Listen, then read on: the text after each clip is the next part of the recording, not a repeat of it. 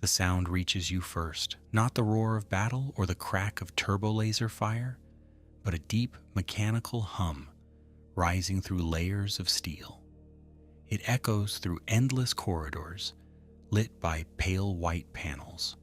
Somewhere far above, officers stand on a command bridge, staring into the darkness between stars. Somewhere far below, reactor technicians monitor readings that could power an entire city. Between them stretch kilometers of decks, chambers, barracks, hangars, and machinery. You are standing inside one of the most recognizable creations in the history of the galaxy, an Imperial Star Destroyer. As you settle in for this journey through the anatomy of the Empire's greatest warship, allow the pace to slow. The galaxy is vast, the stars are distant, and for the next little while, we will drift through the corridors of Imperial power together. If you are returning, quietly note which night of the voyage this is for you. If you are new here, let this be night one. The story before us is not simply about a ship. It is about an idea cast in metal, an entire political philosophy given engines and weapons and sent across the stars. The reactor's vibration never truly stops. Crew members aboard Imperial-class Star Destroyers lived with it every hour of every day. Canon sources describe these vessels as roughly 1,600 meters in length, large enough to dominate the skyline of many cities. Yet size alone does not explain why they became symbols of fear. Across the decades of Imperial rule, from the core worlds to the farthest reaches of the Outer Rim, citizens learned to recognize a particular shape emerging from hyperspace. A triangular shadow would appear above their planet. Then came the realization that the Empire had arrived. Why did the Empire build a warship designed to be seen from orbit when smaller vessels could have performed many of the same military tasks? The question sits at the center of the Star Destroyer story. Military planners throughout galactic history understood efficiency. The Galactic Republic had relied heavily upon Venator-class Star Destroyers during the Clone Wars, vessels that balanced carrier operations with fleet combat. The Venator measured just over 1,000 meters long and carried hundreds of starfighters. It was a practical warship built for a practical conflict. Yet when the Clone Wars ended in 19 BBY, and Supreme Chancellor Palpatine transformed the Republic into the Galactic Empire, practicality was no longer the only objective. The Empire inherited victory, but victory brought a different challenge. Maintaining control over millions of worlds required more than armies and bureaucrats. It required constant reminders of authority. Throughout canon sources, especially those set during the Imperial era, the Empire repeatedly demonstrates its preference for visible power. Uniforms are immaculate, buildings are enormous, military parades are carefully staged. Even Imperial architecture favors intimidating scale.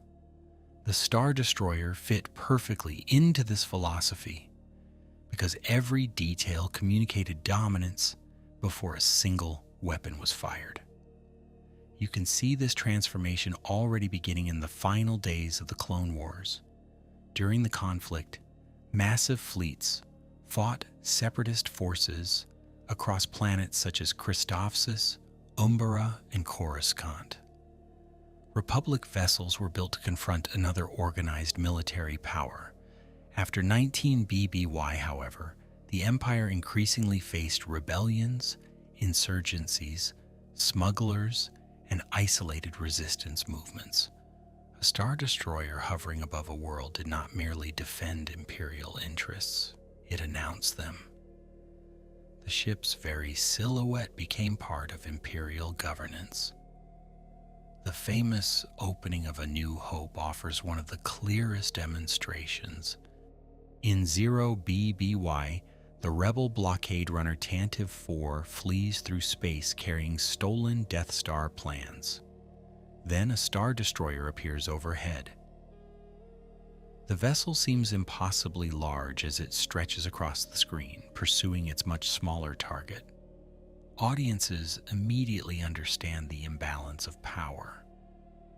Within the story itself, the effect is equally important.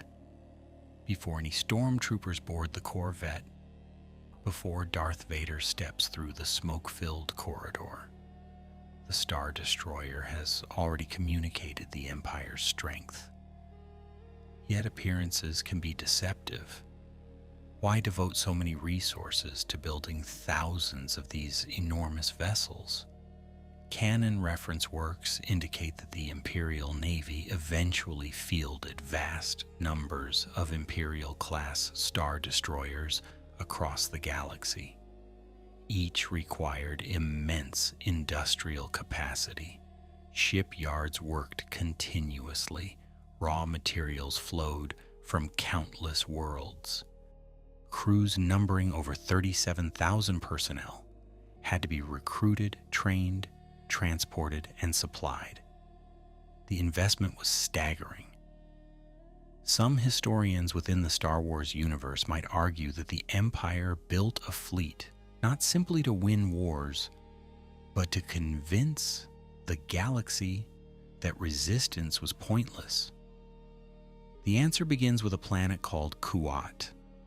Located in the core worlds, Kuat had long been one of the galaxy's most important shipbuilding centers.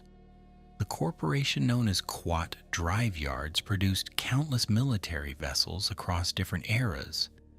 During the Clone Wars, its facilities helped construct Republic warships.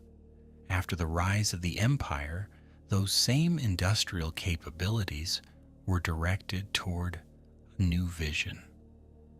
The Imperial-class Star Destroyer emerged from this environment of limitless resources and centralized authority. What had once been an industrial achievement became an instrument of political control. Imagine arriving at Kuat during the early Imperial years. Gigantic orbital construction rings circle the planet. Thousands of workers, engineers, droids, and administrators coordinate projects of astonishing complexity.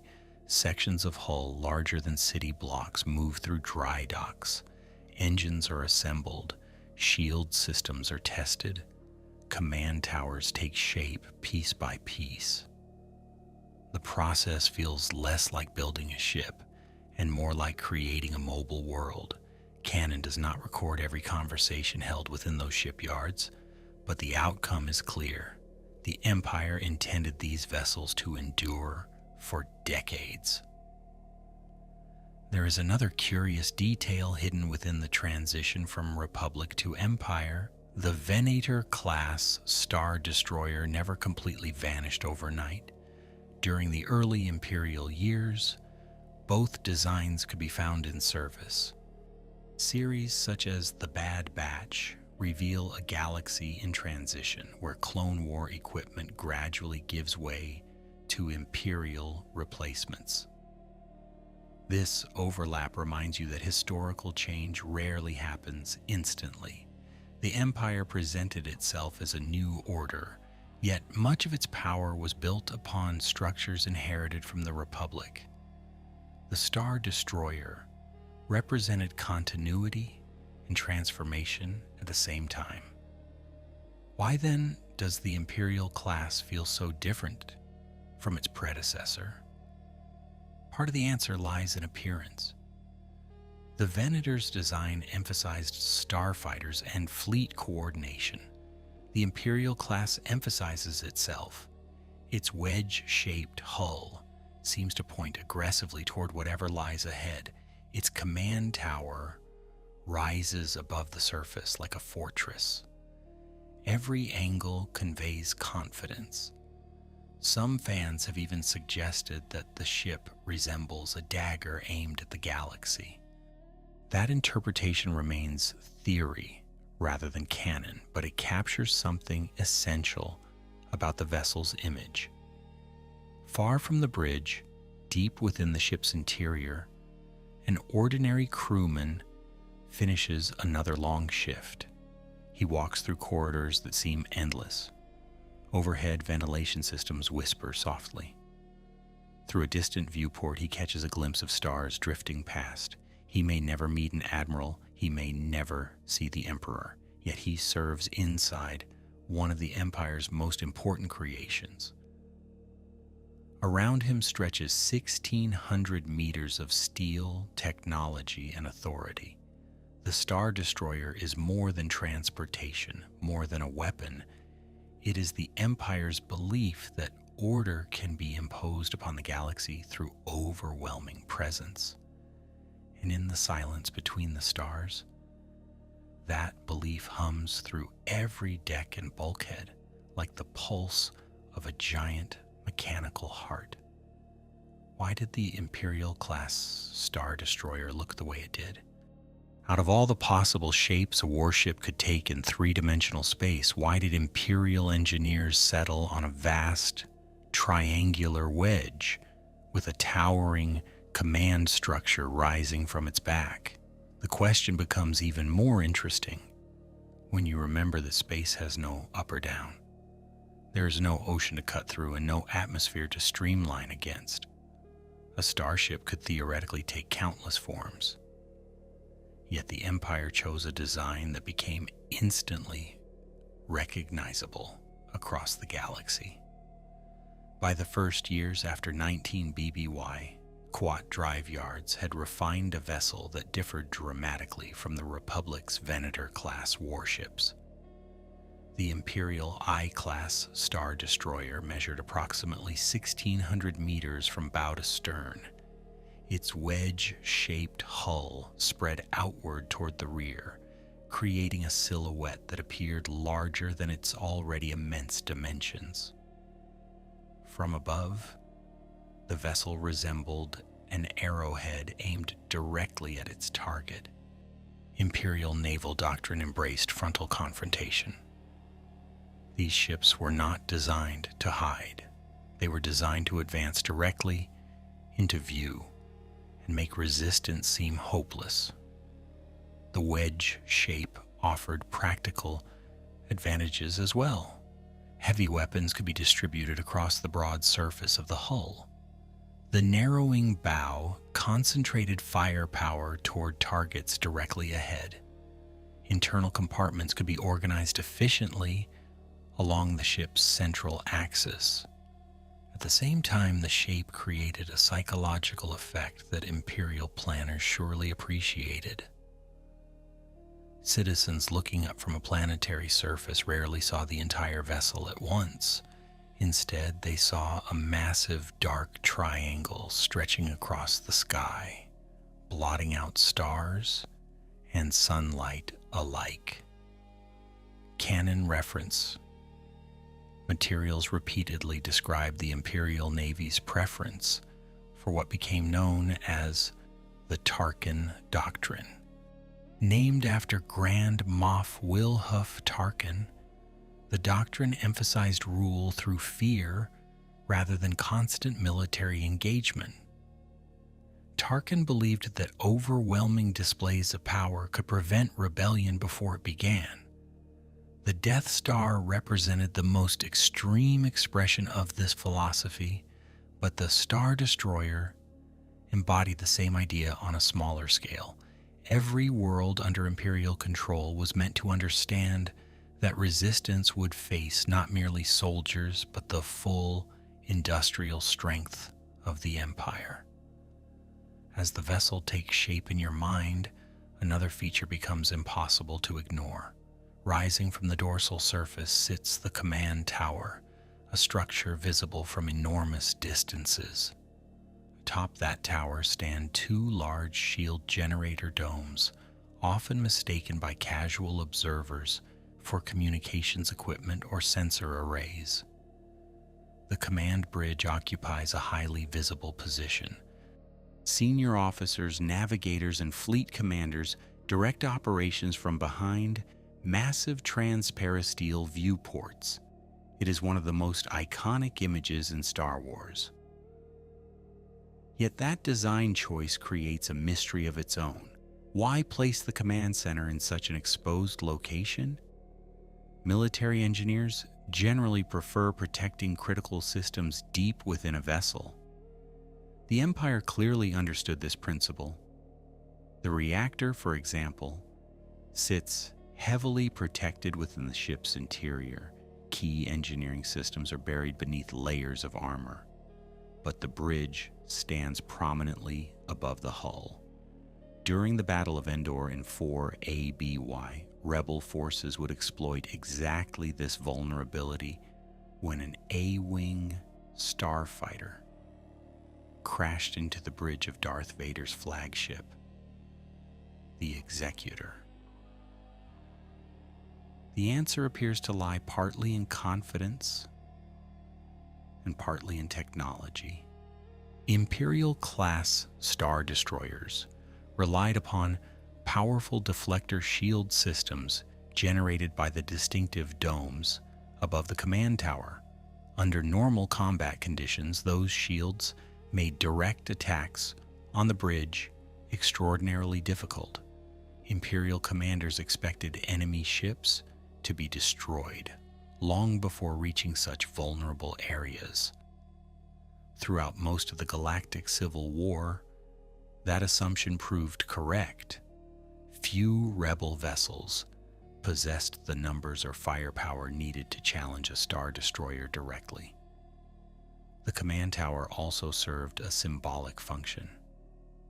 Imperial officers were expected to see and be seen. Authority flowed visibly through the chain of command. Admirals stood high above the fleet. Captains occupied elevated positions overlooking their crews. Even architecture reinforced hierarchy. The physical design of the Star Destroyer mirrored the political design of the Empire itself, where power concentrated at the top and radiated downward through layers of bureaucracy and military command. If you could approach an Imperial-class vessel from the front, the scale would quickly become difficult to comprehend. Hundreds of weapon emplacements line the hull. Turbo laser batteries project from armored housings. Ion cannons sit ready to disable enemy ships without necessarily destroying them. Sensor arrays gather information across enormous distances. Beneath the forward section lies one of the ship's most important features, its main hangar bay, hidden within the hull, protected from direct attack. This cavernous space allows starfighters, transports, and shuttles to enter and exit the vessel. The hangar transforms the Star Destroyer from a simple battleship into something far more versatile. A single Imperial-class vessel could transport entire squadrons of TIE fighters while simultaneously serving as a command center, troop carrier, and orbital bombardment platform. During campaigns throughout the Outer Rim, these ships often operated as self-contained military ecosystems. Everything necessary for conquest could travel together through hyperspace. Pilots, stormtroopers, mechanics, officers, medical personnel, and support crews all lived within the same steel city. One particularly striking example appears in Rogue One, set immediately before A New Hope in 0 BBY. During the Battle of Scarif, multiple Imperial Star Destroyers participate in the defense of the Empire's secret archive world. The battle demonstrates the vessel's dual role perfectly. Starfighters launch from hangars while heavy guns engage capital ships. Fleet commanders coordinate operations from elevated bridges. Troops remain ready for deployment if needed. The Star Destroyer functions as an entire military task force compressed into a single vessel. Looking at the ship from a distance, you might assume its surface is smooth and orderly. The reality is more complicated. Countless trenches, maintenance access points, sensor installations, shield emitters, docking facilities, and weapon mounts cover the exterior. Crews continuously inspect and repair these systems. Thousands of personnel work in areas that most citizens of the galaxy never see. The famous triangular outline hides an extraordinary level of complexity beneath its armor plating. There is an irony here that historians of the Empire often note. The Star Destroyer was designed to project simplicity. Its silhouette communicated a straightforward message: power. Yet behind that clean shape existed staggering logistical complexity. Every deployment required supplies, maintenance schedules, fuel calculations, personnel management, and technical expertise. The vessel appeared effortless only because tens of thousands of people worked constantly to sustain that illusion. Far out in deep space, beyond major hyperspace routes and distant from the core worlds, an Imperial-class Star Destroyer glides through darkness. Starlight reflects faintly across its armored hull. The bridge windows glow softly against the blackness.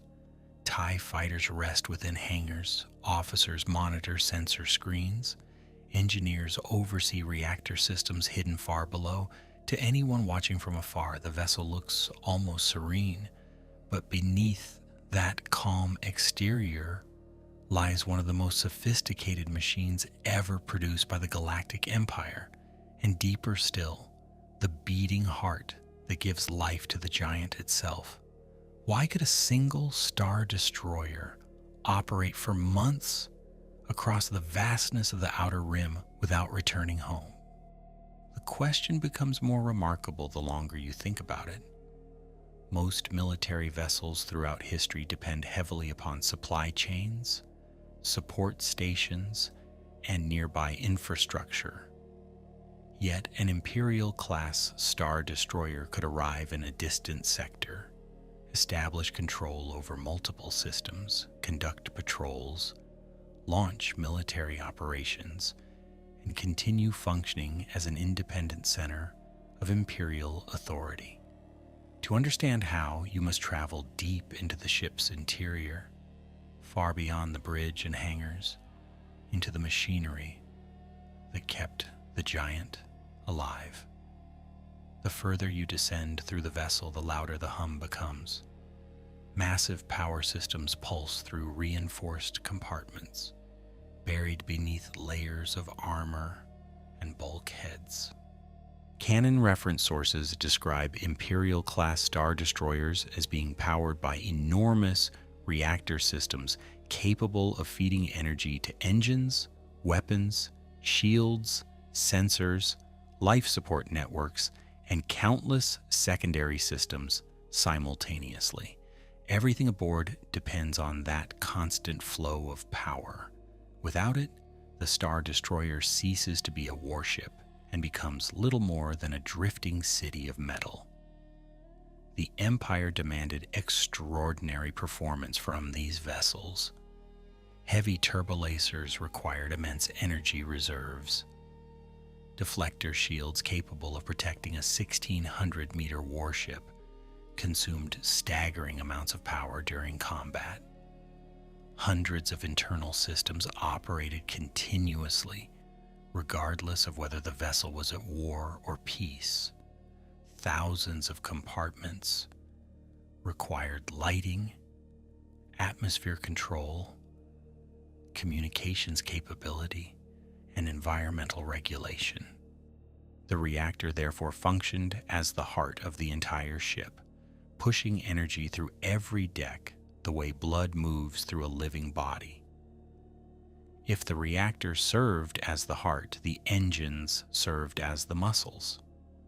At the stern of every Imperial-class Star Destroyer sit three enormous primary ion engines surrounded by additional auxiliary thrusters.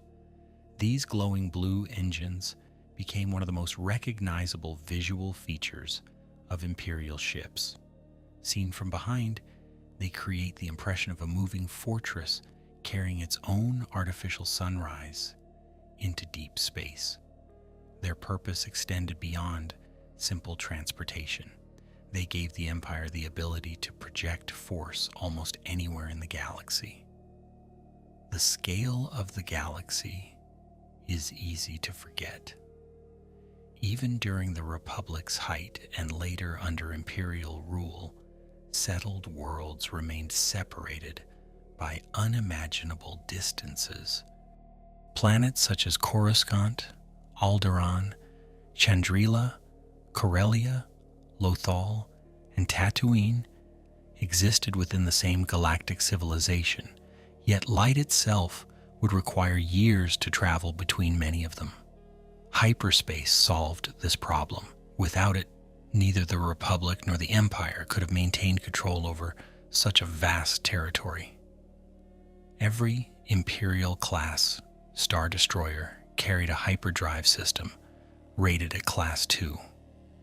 In practical terms, this meant the vessel could travel enormous distances through hyperspace, though not as quickly as some specialized craft. The Millennium Falcon, for example, possessed a much faster Class 0.5 hyperdrive. Speed, however, was not the Empire's priority. Reliability mattered more.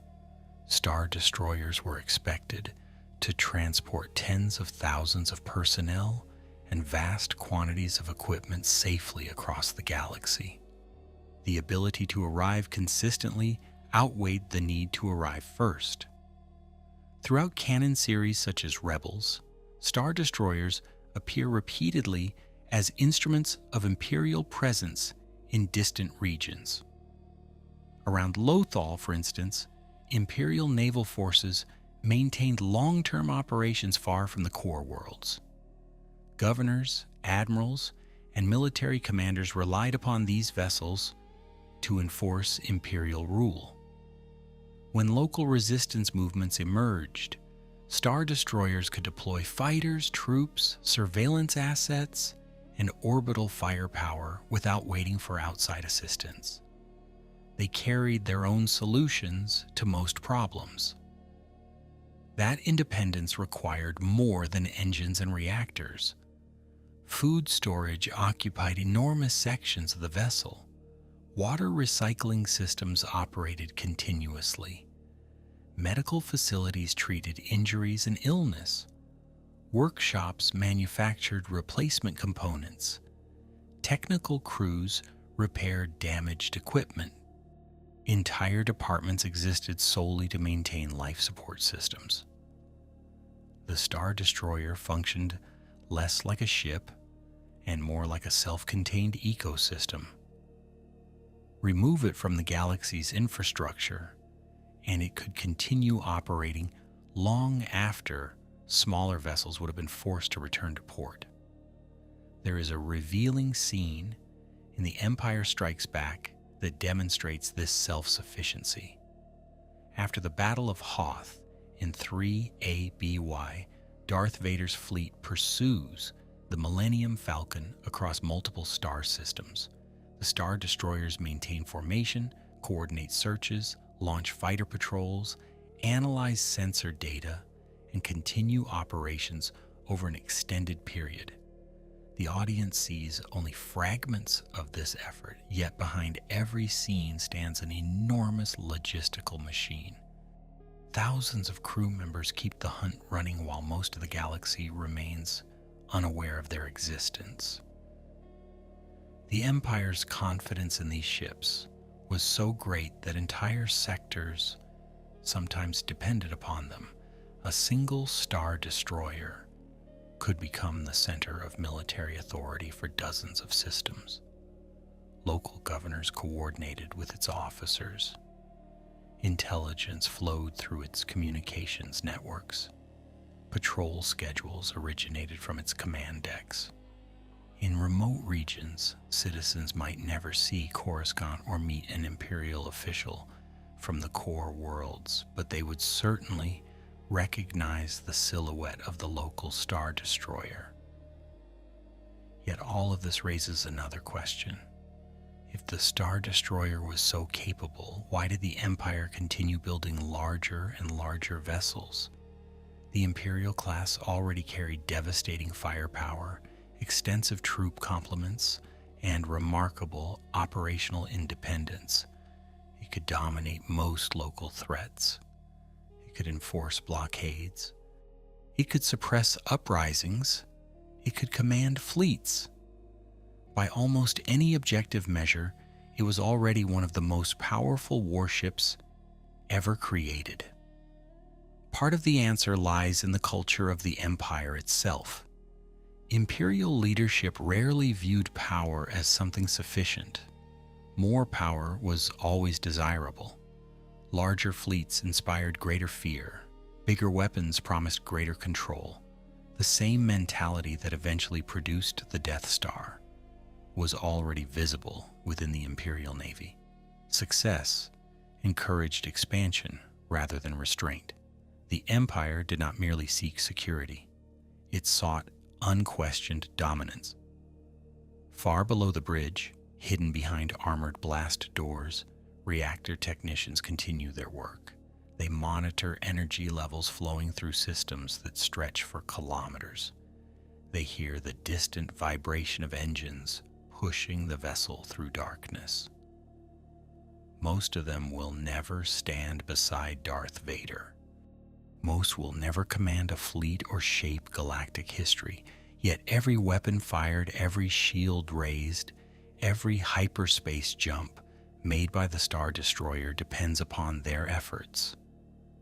In the silence of deep space, surrounded by machinery powerful enough to move a floating city between the stars, they keep the giant alive one calculation at a time.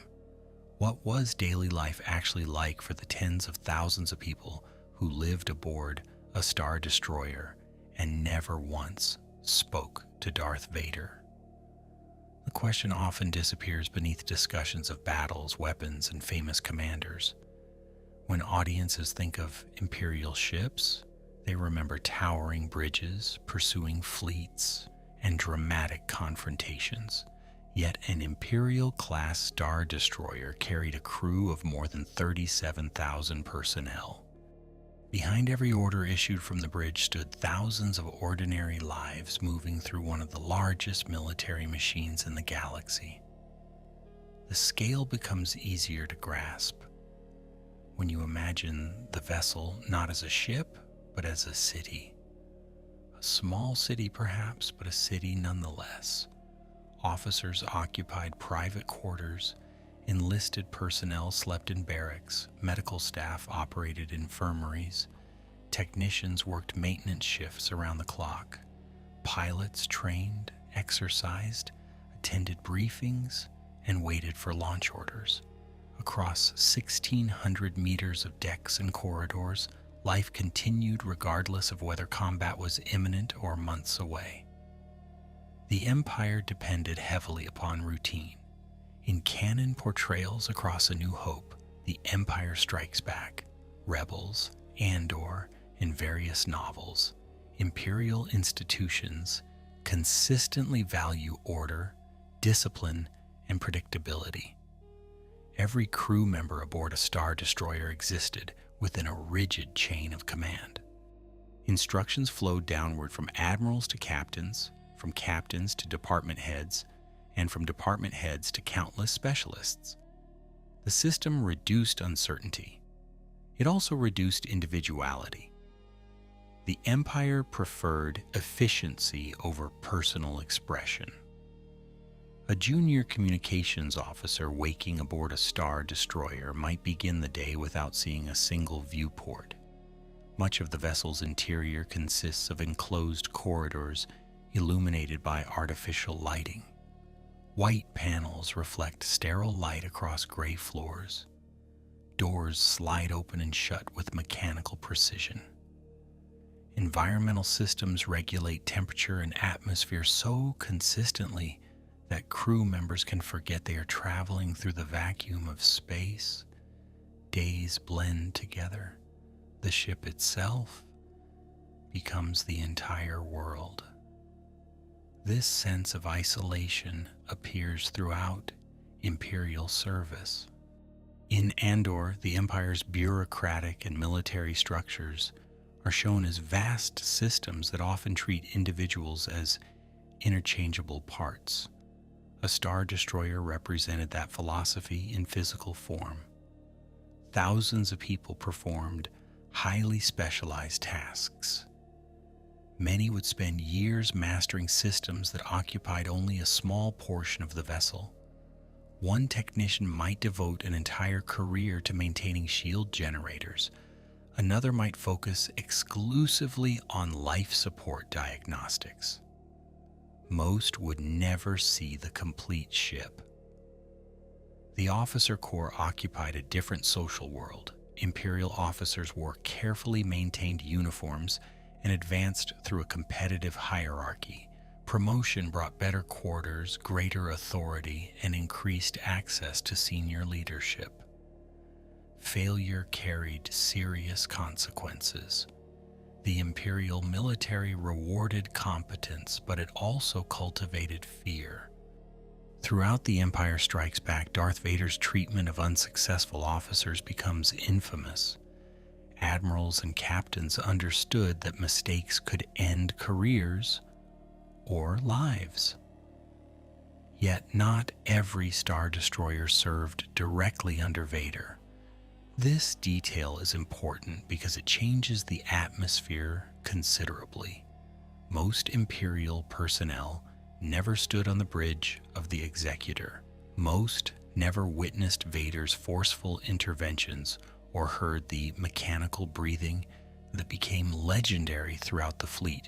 Instead, they served under conventional officers carrying out ordinary Imperial duties. Patrol missions, customs inspections, escort assignments, supply operations, anti-piracy campaigns, and sector security formed the daily reality of many crews. Food had to be prepared for tens of thousands of personnel every day. Medical facilities treated injuries ranging from training accidents to combat wounds. Laundry systems processed endless quantities of uniforms. Storage departments tracked equipment inventories. Engineers replaced worn components. Entire teams managed waste recycling and atmospheric purification. These responsibilities rarely appear on screen, yet they consumed enormous amounts of manpower. The Empire's military power rested upon logistics as much as weaponry. One particularly fascinating aspect of Star Destroyer life involves the presence of stormtroopers. Canon sources place roughly 9,700 stormtroopers aboard a standard Imperial-class vessel. These soldiers did not simply stand ready for boarding actions. They trained constantly. Combat exercises, tactical briefings, weapons maintenance, and deployment preparation filled their schedules. A Star Destroyer functioned as both transport and military base. Entire invasion forces traveled within its hull. The relationship between naval personnel and stormtroopers also reflected broader Imperial culture. Navy officers belonged to one institution. Stormtroopers belonged to another. Both ultimately served the Emperor, yet their responsibilities differed significantly. The distinction appears throughout original trilogy scenes, where naval officers operate ships while stormtroopers enforce security and conduct ground operations. Together they formed complementary parts of the Imperial war machine.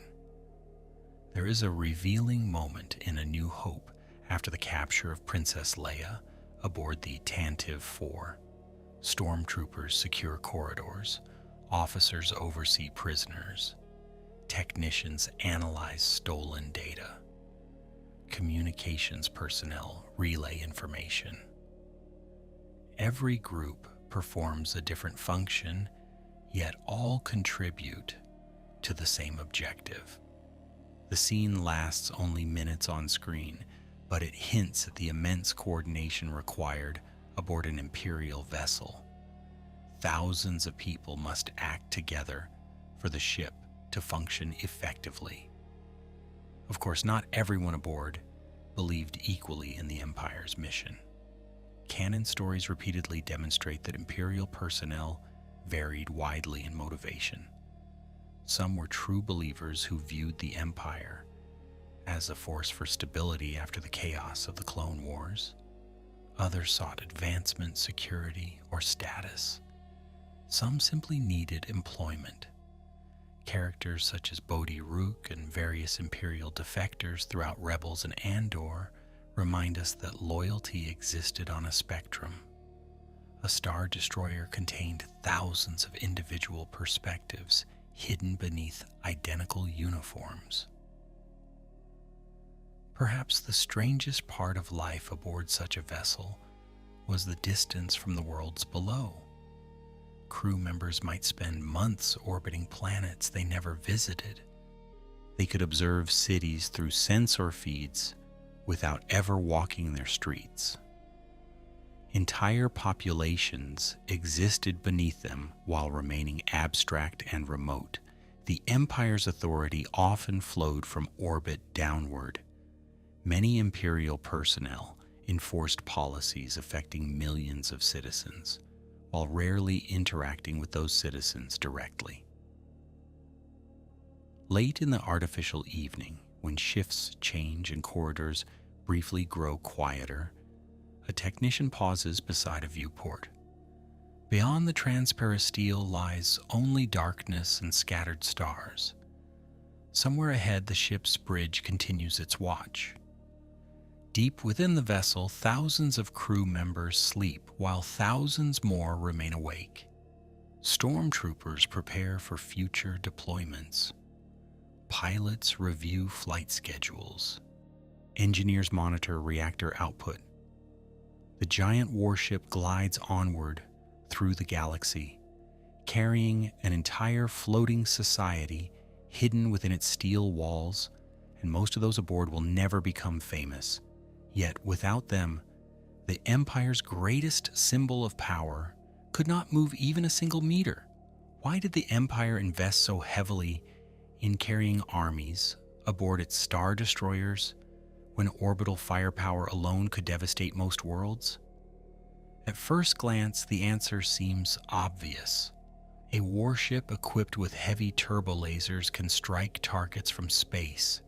It can blockade planets, destroy defenses, and enforce Imperial rule without ever landing a single soldier. Yet the Empire repeatedly chose a different approach.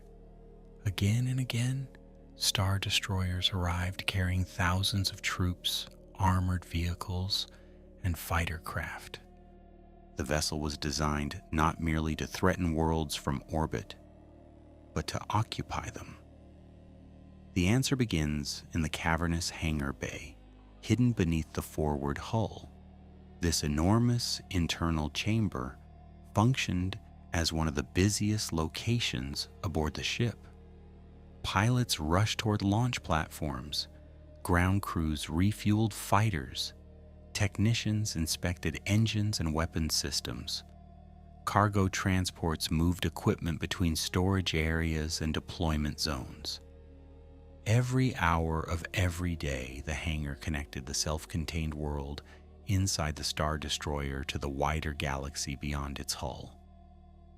Among the most recognizable craft housed there were TIE fighters. The standard TIE/LN starfighter became the backbone of Imperial space superiority during the Galactic Civil War. Fast, maneuverable, and relatively inexpensive to produce, TIE fighters appeared everywhere the Empire maintained a significant presence.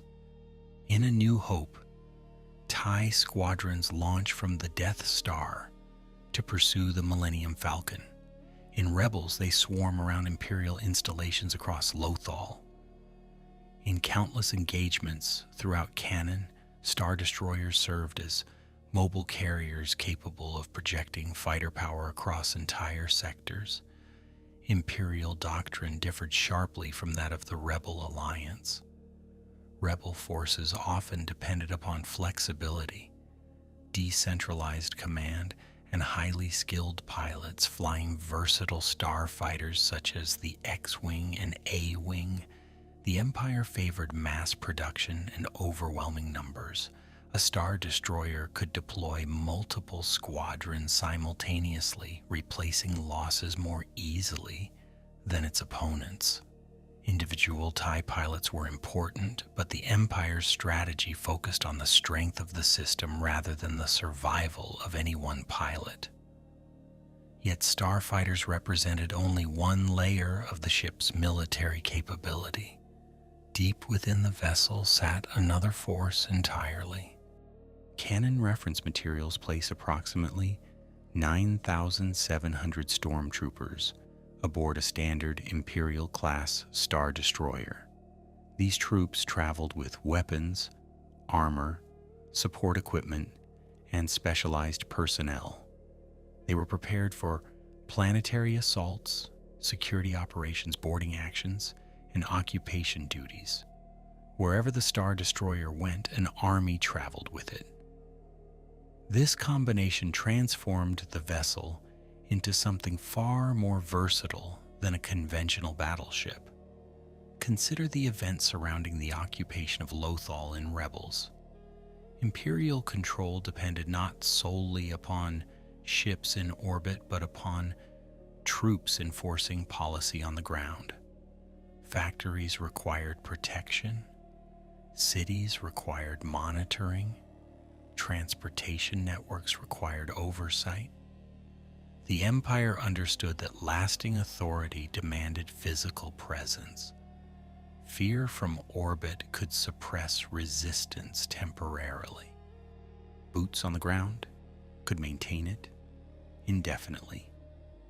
The logic becomes even clearer when examining one of the Empire's most iconic military vehicles, the AT-AT. The all-terrain armored transport appears most famously during the Battle of Hoth in 3 ABY. These towering walkers advance across frozen plains while rebel defenders struggle to stop them. Their presence demonstrates that Star Destroyers carried not merely soldiers, but the equipment needed to wage large-scale planetary warfare. A vessel arriving from hyperspace could deploy armored formations within hours. The Battle of Hoth offers perhaps the best demonstration of how Imperial military doctrine functioned in practice. Darth Vader's fleet emerges from hyperspace near the hidden Rebel base. Star Destroyers establish orbital control. Ground forces deploy rapidly. AT-AT walkers advance towards strategic objectives. TIE fighters support operations from above. Every element works together. The Star Destroyer serves as the central hub connecting naval power, air power, and ground power into a single coordinated system. Why not simply bombard Hoth from orbit and eliminate the base entirely? The answer reveals something important about Imperial priorities. Vader wanted prisoners, intelligence, and above all, Luke Skywalker. In many other situations, the Empire likewise preferred control over destruction. A dead population paid no taxes. A destroyed factory produced no weapons. An obliterated city offered no strategic value. Occupation often served Imperial interests better than annihilation. This distinction separates the Star Destroyer from the Death Star in a meaningful way. The Death Star represented ultimate destruction. The Star Destroyer represented sustained domination. One could erase a planet, the other could rule it. Throughout most of Imperial history, governance required the second tool far more often than the first. The Empire needed ships capable of maintaining authority across millions of inhabited worlds, and the Star Destroyer fulfilled that role exceptionally well. Boarding operations provided another crucial function. In A New Hope, stormtroopers launched directly from an Imperial vessel to seize the Tantive 4. The objective is not destruction, but capture. Personnel, intelligence, and equipment must be secured. Similar operations occur throughout Imperial history. Smugglers, pirates, dissidents, and rebel agents all represented targets that could not simply be vaporized from orbit. Troops were necessary. The Star Destroyer carried them in abundance. There is also a psychological dimension to the presence of ground forces. A citizen observing a Star Destroyer in orbit might feel fear. Seeing stormtroopers marching through local streets created something more immediate. The Empire understood that authority becomes real when it enters daily life. Troops inspected cargo, guarded facilities, controlled checkpoints, enforced regulations. The Star Destroyer delivered that authority directly to a planet's surface. Across the galaxy, countless worlds experienced the arrival of Imperial forces in the same sequence. First came the Warship emerging from hyperspace. Then came the TIE fighters descending through the atmosphere. After that arrived shuttles carrying officers and stormtroopers. Finally came the machinery of occupation itself. The Star Destroyer remained overhead like a silent guardian of the process, ready to provide reinforcements, supplies, or firepower whenever needed. Deep inside the hangar bay, preparations continue long before any battle begins. TIE pilots climb into cramped cockpits. Stormtroopers secure armor plates and check weapons. Mechanics inspect landing craft under harsh white lights.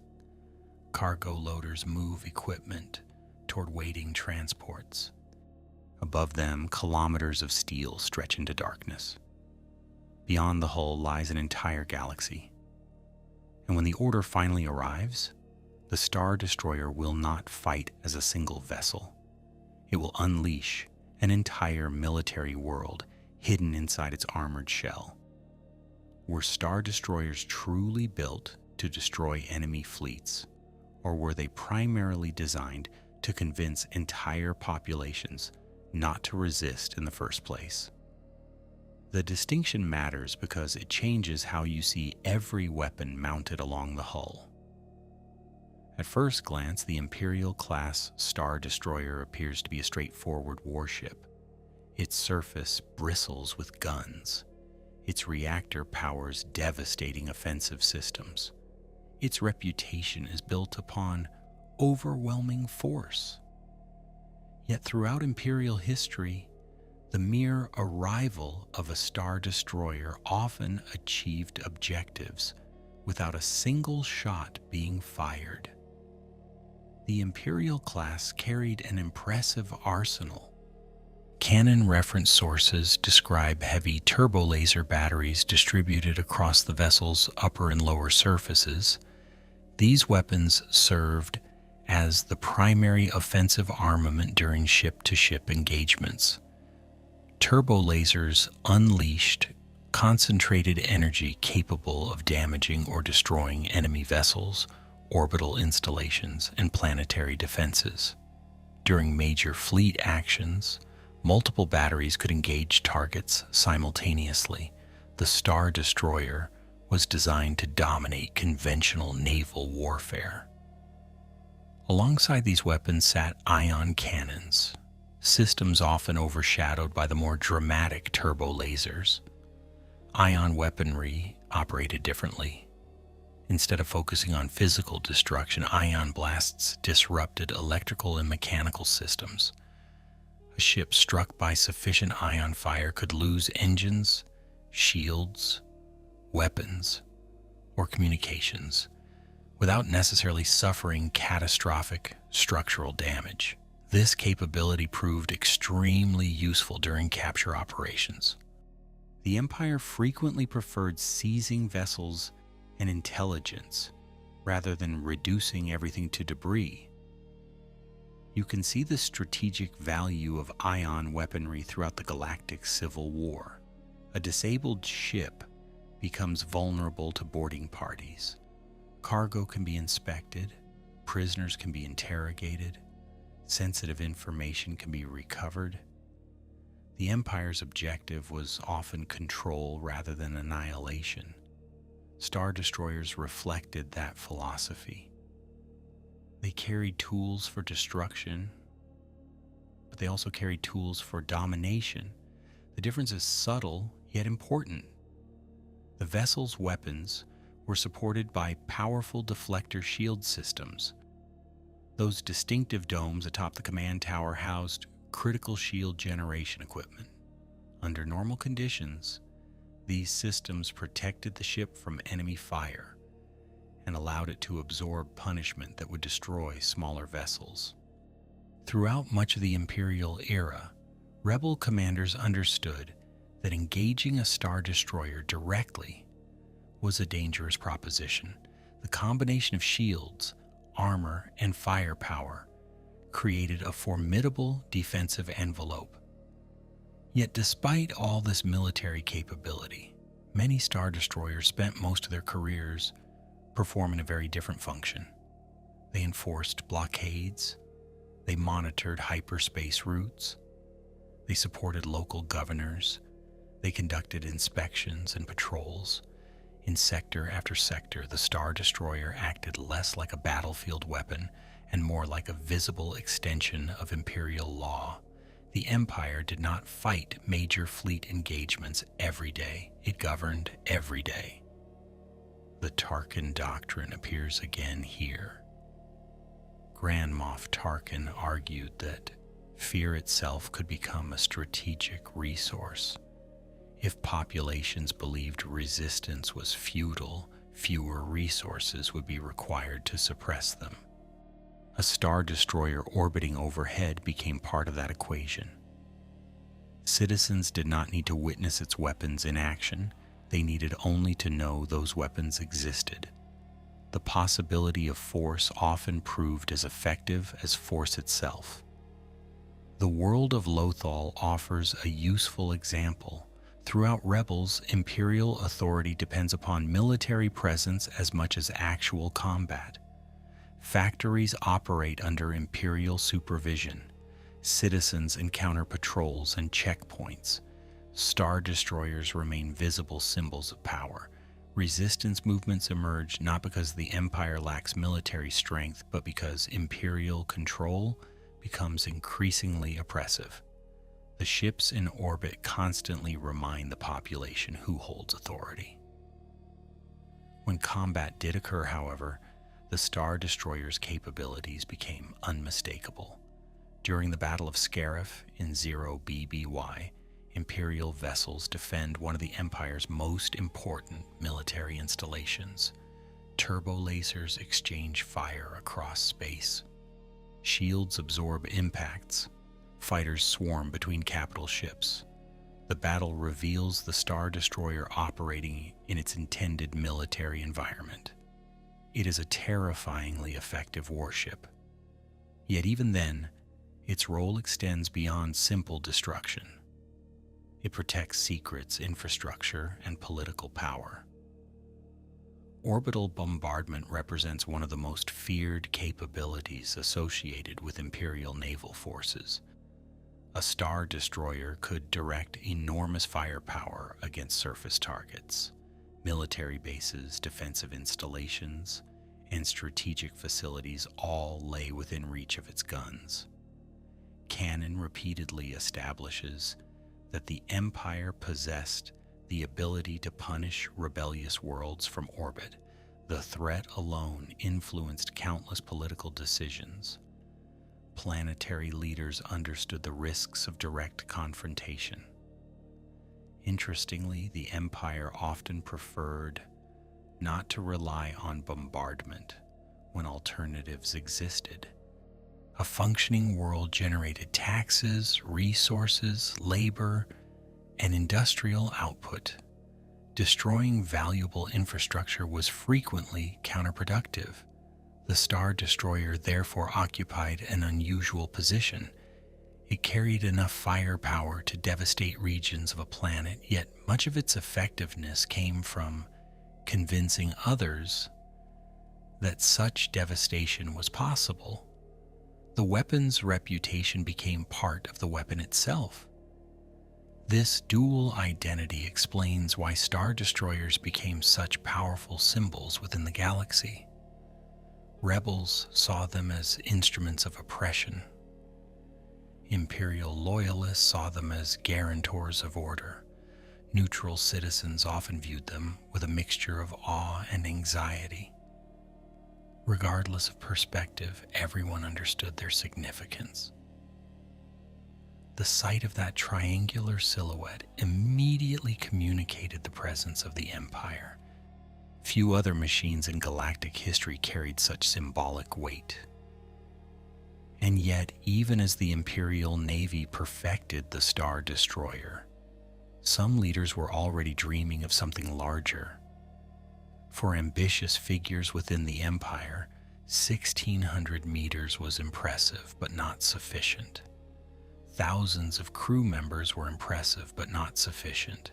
Sector-wide influence was impressive but not sufficient. The same mindset that built the Death Star continued pushing toward ever greater displays of power. Soon, the Empire would create vessels so large that ordinary Star Destroyers appeared small by comparison. Far above a distant world, a Star Destroyer drifts silently through orbit. Its weapons remain unfired.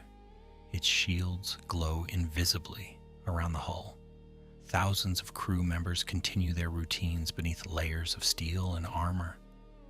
Down below, cities carry on with ordinary life. Merchants trade goods. Workers finish their shifts. Families gather beneath evening skies. Yet everyone can see the dark shape overhead. The guns remain silent, and perhaps that silence is the point. The Empire wants the galaxy to imagine what those weapons could do long before they ever need to be used. Why did the Empire keep building larger and larger warships when the Imperial-class Star Destroyer already dominated most of the galaxy? The question sits at the center of Imperial military philosophy. By the time of the Galactic Civil War, the Empire possessed thousands of Star Destroyers spread across countless sectors. These ships enforced order, supported occupations, hunted rebels, and projected power on a scale few governments in galactic history could match. Yet for some Imperial leaders, including Emperor Palpatine himself, enough was never enough. The pursuit of absolute dominance always demanded something bigger. That desire eventually produced one of the most astonishing vessels ever seen in Star Wars canon, the Executor. Introduced in The Empire Strikes Back and serving as Darth Vader's personal flagship, the Executor belongs to a class commonly known as Superstar Destroyers. At approximately 19 kilometers in length, it dwarfs the standard Imperial-class vessel. To appreciate the difference, imagine placing more than 11 Imperial Star Destroyers end to end. Even that comparison fails to fully capture its scale. The Executor was not merely a larger warship. It was an entire fleet headquarters wrapped inside a single vessel. The first sight of the Executor remains one of the most memorable images in the original trilogy. As the vessel emerges above smaller Star Destroyers, viewers immediately understand that they are looking at something extraordinary. The ship seems to continue forever, stretching across the screen with almost impossible dimensions. The visual effect accomplishes exactly what Imperial planners desired. If a normal Star Destroyer inspired fear, the Executor inspired disbelief. It transformed scale itself into a weapon. Canon establishes that the Executor served as Darth Vader's command ship during critical phases of the Galactic Civil War. Following the destruction of the first Death Star in 0 ABY, Imperial resources increasingly focused on locating and eliminating the Rebel Alliance. Vader commanded extensive search operations across the galaxy. His flagship became the center of these efforts. Officers, intelligence personnel, communications specialists, and fleet commanders coordinated campaigns from within its immense interior. The existence of such a vessel reveals much about how the Empire viewed military power. The Imperial-class Star Destroyer already functioned as a battleship, carrier, troop transport, command center, and political symbol. The Executor expanded every one of those roles. It carried larger crews, greater firepower, and more extensive support capabilities. It could coordinate entire fleets while simultaneously serving as one of the most powerful warships in existence. In many respects, it represented the logical endpoint of Imperial thinking. Yet there was a contradiction hidden within that logic. The larger a vessel becomes, the harder it is to conceal weaknesses. Massive ships require massive crews. They depend upon increasingly complex systems. Command structures grow more elaborate. Communication becomes more difficult. Maintenance demands expand dramatically. The Empire often viewed size as strength, but size also introduced vulnerabilities that smaller ships could avoid. This tension appears repeatedly throughout Imperial history. Consider the Death Star. Technologically, it represented an astonishing achievement. Politically, it embodied the Tarkin doctrine in its purest form. Militarily, however, its concentration of resources created enormous risk. When Luke Skywalker destroyed the battle station during the Battle of Yavin in 0 BBY, the Empire lost not only a superweapon but a vast investment of personnel, materials, and prestige. The larger the project, the greater the consequences of failure. The Executor would face a similar challenge 4 years later. During the Battle of Endor in 4 ABY, the Empire assembled one of the largest military forces ever seen in the Galactic Civil War. Emperor Palpatine intended to crush the Rebel Alliance once and for all. The second Death Star waited above the forest moon of Endor. Hundreds of Imperial vessels guarded the battle station. At the center of this enormous fleet stood Vader's flagship, the Executor. The battle initially unfolded according to Imperial expectations. Rebel forces arrived and discovered that the Death Star's shield remained active. Imperial warships moved to engage. The Rebel fleet found itself trapped between overwhelming opposition and the operational battle station. On paper, the Empire possessed every advantage: larger numbers, superior firepower, better positioning, the kind of dominance Imperial planners had spent decades trying to achieve. Then the battle began to unravel. Rebel starfighters attacked aggressively. Ground forces on Endor disrupted the shield generator protecting the Death Star.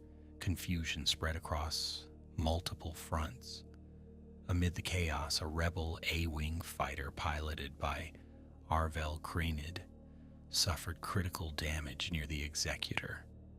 Unable to maintain control, the fighter crashed directly into the flagship's bridge structure. The impact killed key personnel and compromised command functions at a crucial moment. What followed remains one of the most famous moments in Star Wars history. Deprived of effective control, the Executor drifted toward the Death Star. The gigantic vessel collided with the battle station and was destroyed. The image is striking because it demonstrates how even the largest machines can fall. 19 kilometers of armor, weapons, engines, and technology ultimately depended upon vulnerable command systems. Size had not eliminated weakness. In some ways, it had amplified it. The destruction of the Executor carried symbolic weight far beyond the loss of a single ship. Throughout the Galactic Civil War, the Empire repeatedly equated greater scale with greater security. Bigger fleets, bigger weapons, bigger stations, bigger ships. Endor challenged that assumption. The Empire's most powerful military assets proved vulnerable when confronted by adaptability, determination, and unexpected circumstances.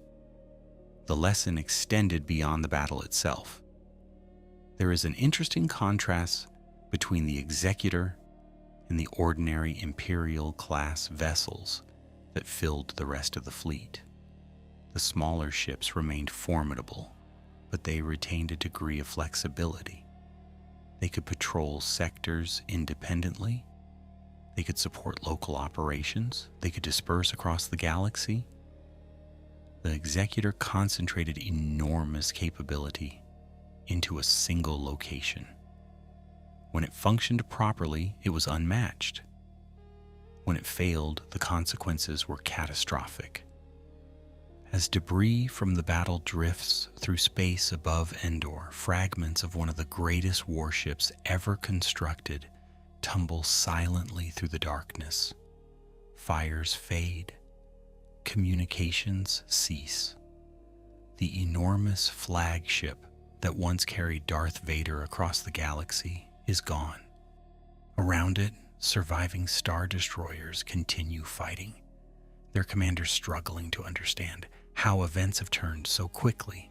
The Empire spent decades building larger symbols of power, yet in the end, one damaged starfighter helped bring down a vessel so vast that entire cities could have fit inside its hull.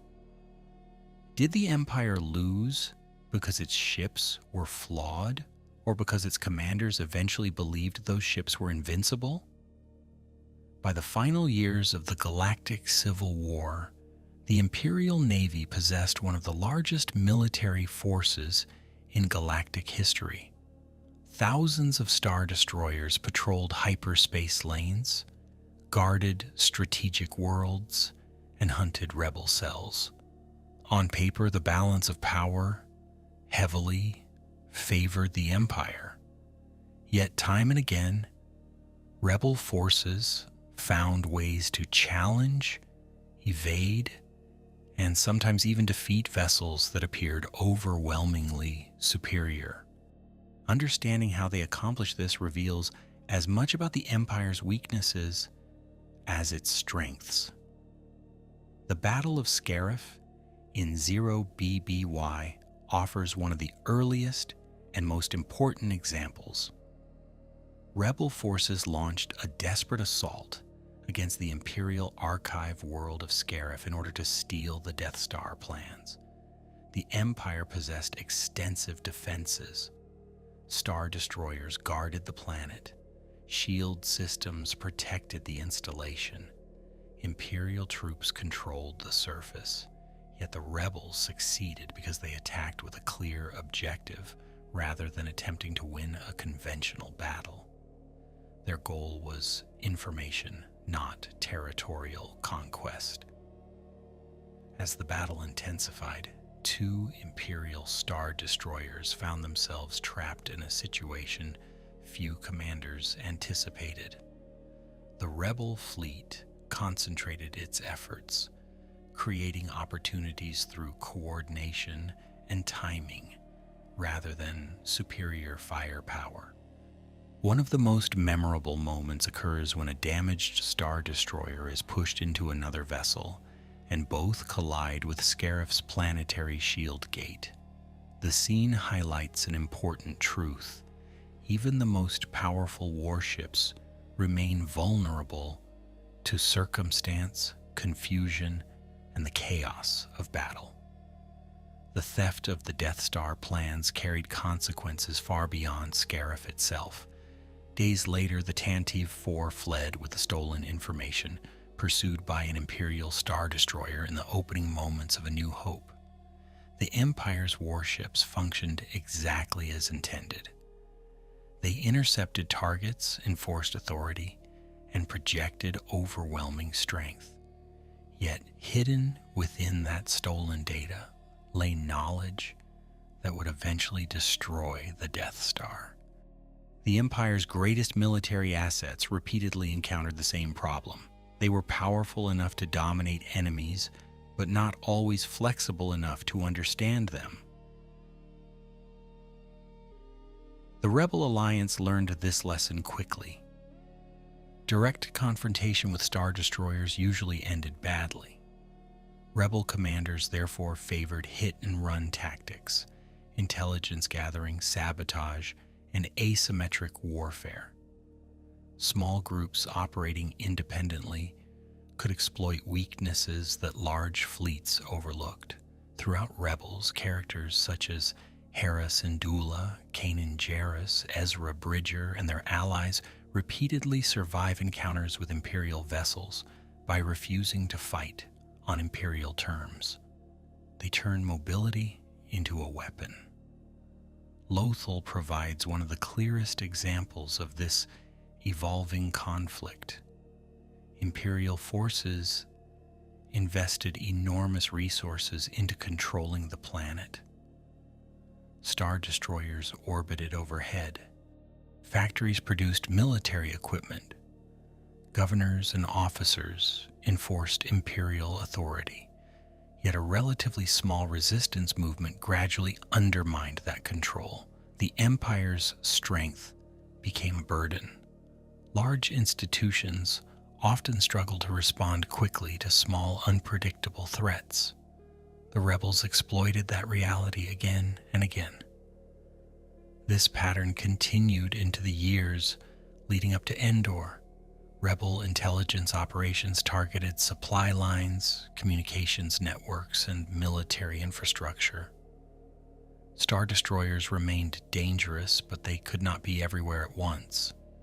The Empire's vast territory created vulnerabilities alongside advantages. Protecting thousands of worlds required spreading forces across enormous distances. Every ship assigned to one sector became unavailable elsewhere. Every patrol route created opportunities beyond its reach. One of the most fascinating aspects of the Galactic Civil War is how often Imperial commanders underestimated their opponents. The Empire frequently measured strength through visible assets. Fleet size mattered. Firepower mattered. Industrial capacity mattered. The Rebel Alliance valued those things as well, but it also relied heavily upon trust, initiative, and decentralized decision-making. A Rebel pilot or commander often possessed greater freedom to adapt than an Imperial counterpart constrained by hierarchy. The Battle of Endor illustrates this contrast perfectly. Emperor Palpatine believed he understood the rebels completely. He anticipated their attack. He prepared a trap. He positioned Star Destroyers around the second Death Star. He expected overwhelming force to guarantee victory. From a conventional military perspective, his confidence seemed justified. Yet the rebels responded dynamically to changing circumstances. Pilots improvised, ground forces adapted, leaders made decisions independently.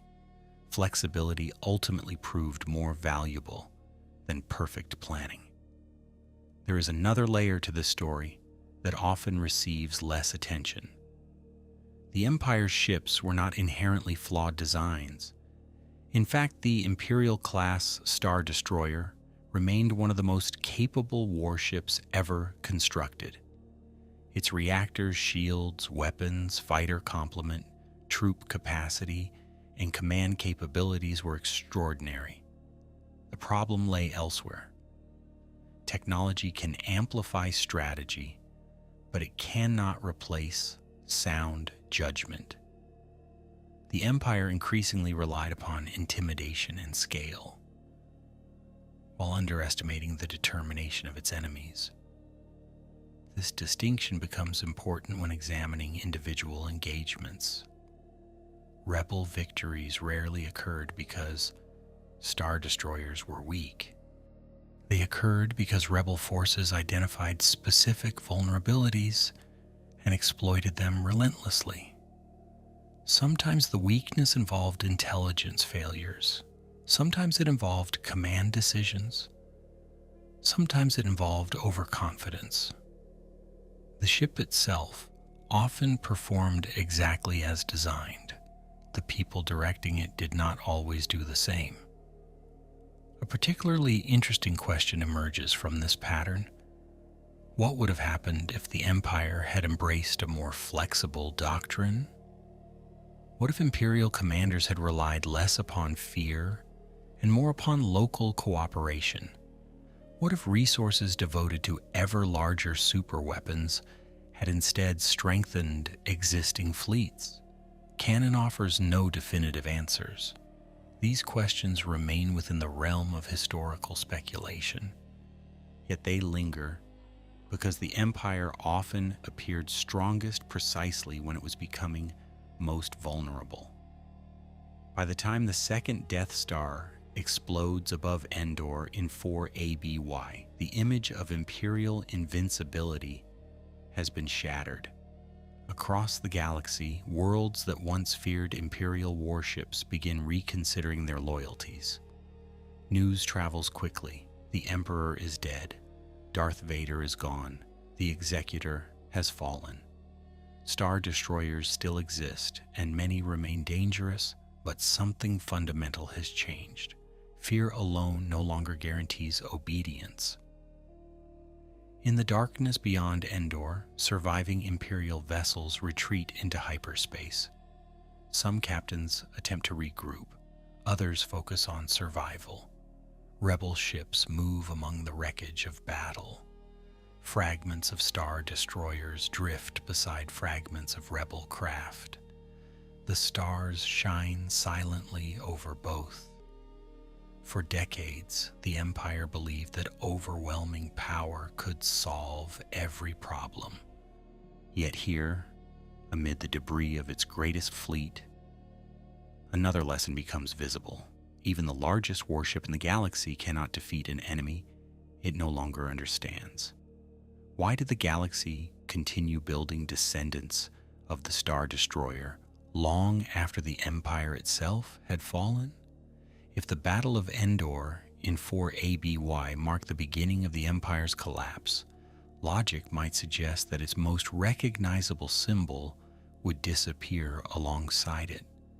Yet decades later, the triangular silhouette remained. New governments emerged. Old institutions vanished. Entire generations grew up after the death of Emperor Palpatine. Still, the shape endured. The Star Destroyer outlived the regime that created it. The years immediately following Endor were chaotic. The Empire did not vanish overnight. Thousands of Star Destroyers remained operational across the galaxy. Admirals retained fleets. Governors still controlled worlds. Military garrisons continued functioning. What died at Endor was the illusion of permanent Imperial victory. The infrastructure of Imperial power remained enormous. The question became, who would control it? Canon novels and reference works describe a fractured period in which Imperial remnants attempted to preserve authority across different regions. Some commanders sought to continue the Empire's mission. Others focused on survival. Some fought among themselves. Vast fleets that once answered to Coruscant suddenly found themselves isolated. Star destroyers became symbols not only of Imperial strength, but also of Imperial fragmentation. The same ships that had once enforced unity now reflected disunity. The Battle of Jakku in 5 ABY represented a turning point. This major conflict, depicted in canon sources including the Aftermath trilogy and supplementary materials, brought together large concentrations of Imperial and New Republic forces. The battle ended in catastrophic defeat for the Empire. Numerous Star Destroyers crashed onto the desert world below. Even decades later, the wreckage remained visible.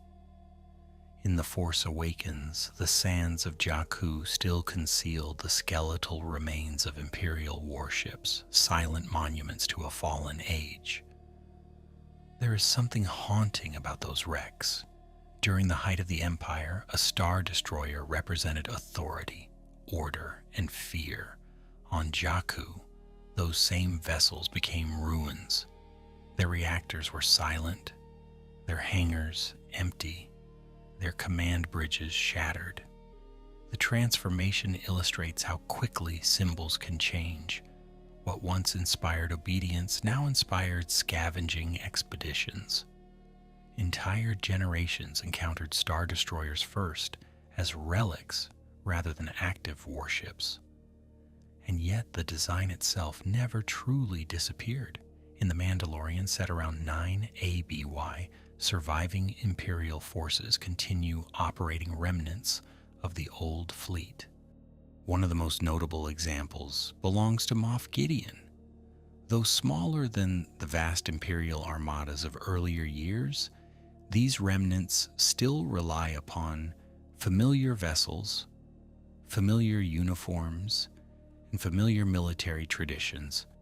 The Empire may have fractured politically, but many of its institutions survived in reduced form.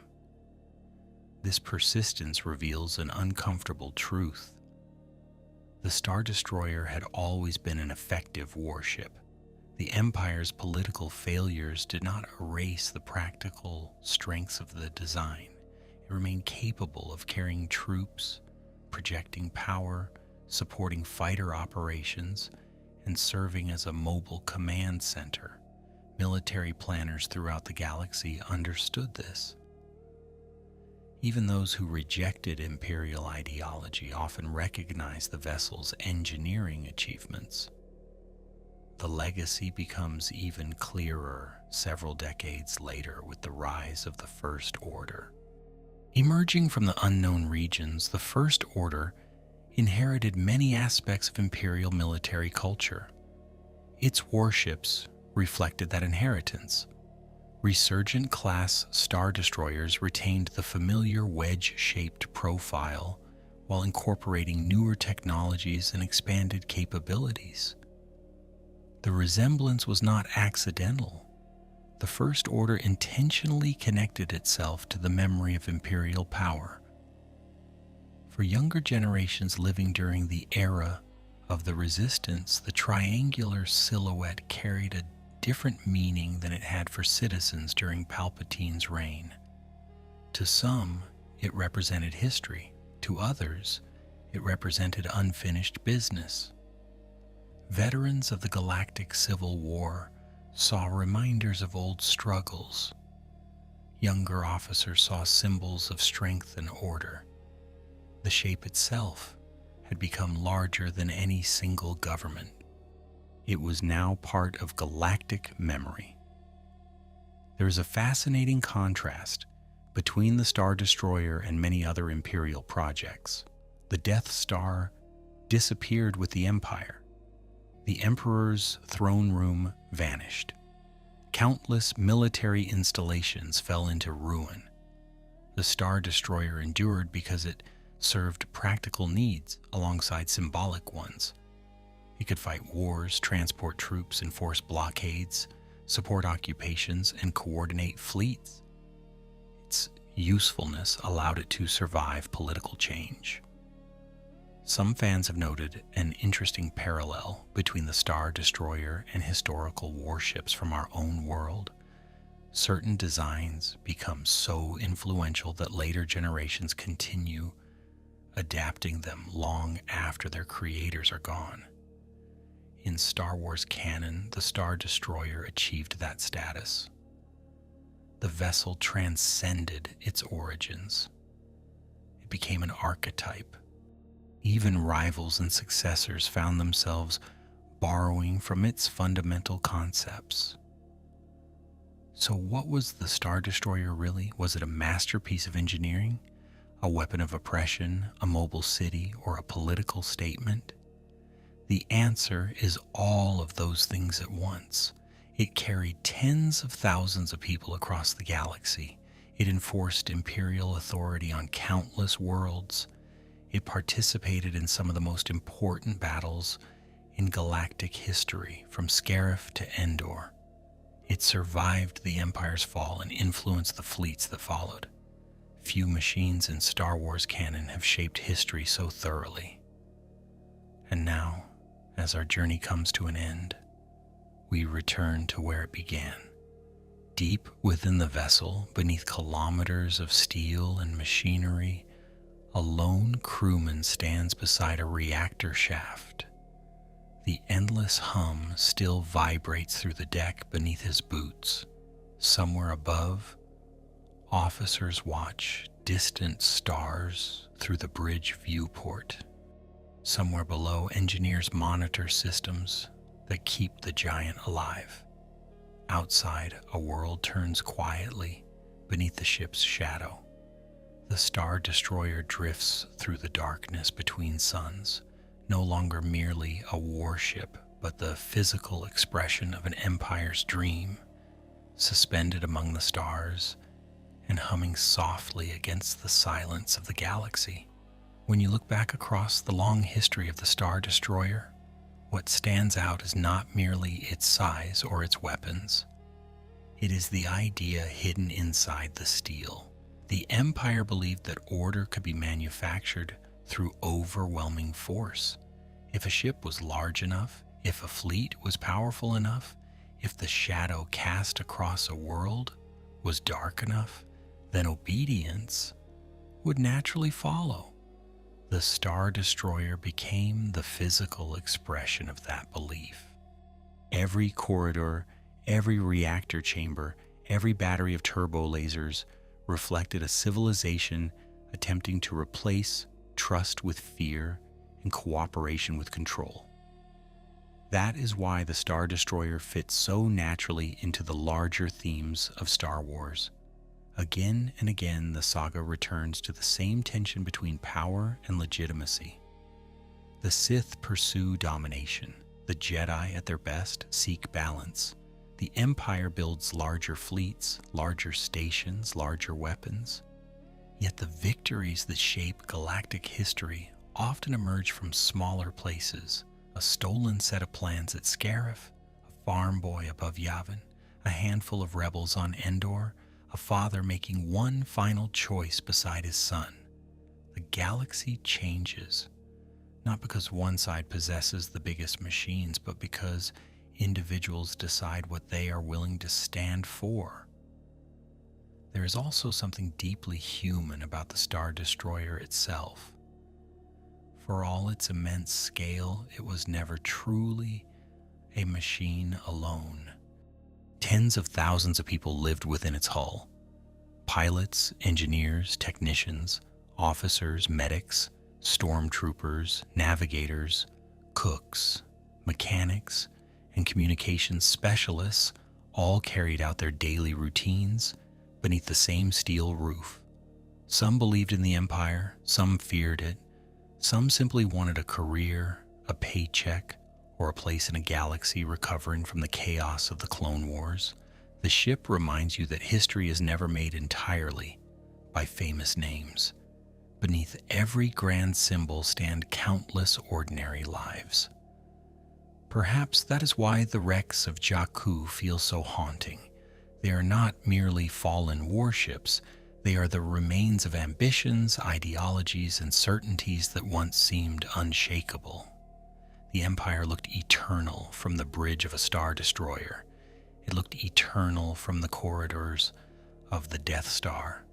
It looked eternal from the throne room of Emperor Palpatine himself. Yet time moved forward. New generations were born. Old regimes faded. The giant vessels that once commanded fear became relics, buried beneath sand and silence. And still, the design endured. Long after the Empire's fall, the silhouette remained recognizable across the stars. That persistence reveals another truth about the Star Wars galaxy. Technology survives governments. Symbols survive leaders. The struggle between freedom and control, hope and fear, never truly ends. Each generation inherits the tools and stories of those who came before. What matters is how those tools are used and what lessons those stories teach. So, as you drift away from this journey through the anatomy of the Empire's greatest warship, remember that the Star Destroyer was never simply a vessel moving through space. It was an argument about how the galaxy should be ruled. It was a dream of absolute order, cast in steel and powered by colossal reactors. And now, in the quiet darkness beyond the stars, you find yourself once more deep within its interior. The endless hum rises through the deck plates. White lights glow softly along distant corridors. Somewhere above, officers watch the galaxy through the bridge viewport. Somewhere below, engineers tend the heartbeat of the ship. Beyond the hull stretches an ocean of silent stars, and the giant drifts onward through the darkness, exactly as it did when our story began.